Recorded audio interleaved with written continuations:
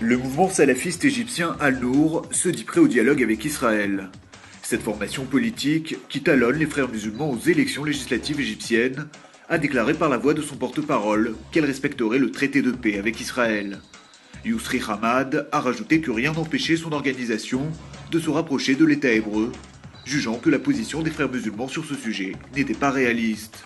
Des propos pour le moins surprenants quand on sait que le parti Al-Nour est considéré comme un mouvement islamiste radical. Il y a quelques jours, le nouvel ambassadeur d'Israël au Caire, Yaakov Amitai, avait déjà annoncé son intention de lancer des pourparlers avec les grandes organisations islamistes égyptiennes. Sitôt élu, le nouveau président tunisien a appelé au grand retour des Juifs dans son pays. Des propos que Monsef Marzouk, cité par l'agence de presse officielle, a tenu lors d'une rencontre avec le grand rabbin de Tunisie, Chaim Bitan. À ce jour, environ 1500 Juifs vivent en Tunisie, essentiellement dans la ville de Djerba, au sud du pays.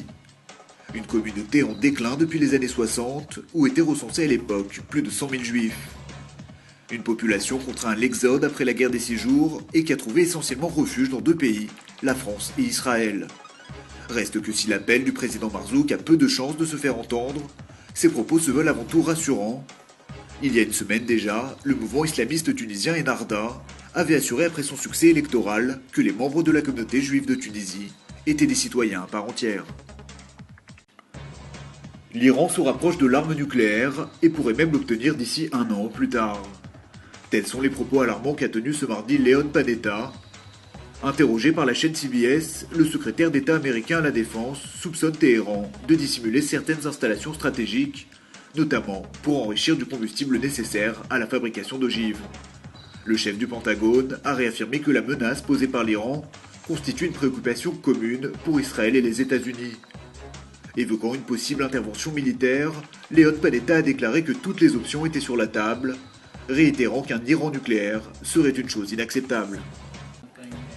L'université Cornell et le Ternion de Haïfa ont remporté un appel d'offres pour la construction d'un gigantesque centre de recherche sur l'île de Roosevelt, près de Manhattan. Lors d'une conférence de presse où il est apparu ému, le maire de New York, Michael Bloomberg, a salué la force internationale apportée par le Ternion à sa ville. Il a estimé que c'est à cette institution que l'État d'Israël doit sa réputation de nation start-up. Michael Bloomberg a notamment rappelé que les 120 entreprises israéliennes cotées au Nasdaq étaient pour la moitié d'entre elles fondées ou dirigées par des diplômés du Ternion. En 2010, le maire de New York avait lancé un concours pour la construction de ce nouveau campus, supposé attirer des cerveaux venus d'autres grands centres universitaires américains. Son objectif, donner un essor au développement de New York sur le plan du high-tech. Pour le Ternion, il s'agit évidemment d'un incontestable succès qui devrait considérablement augmenter sa collaboration avec le monde scientifique américain.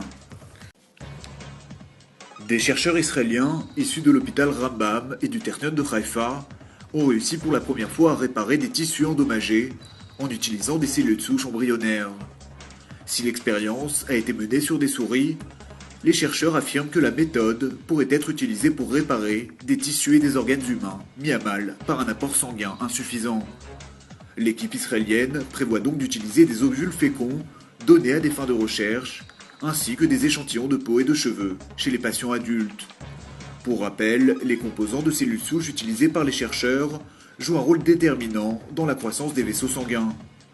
Une revue scientifique américaine a récemment publié les conclusions de ces recherches, affirmant qu'elles illustraient le rôle leader qu'Israël occupe dans le domaine des cellules souches embryonnaires.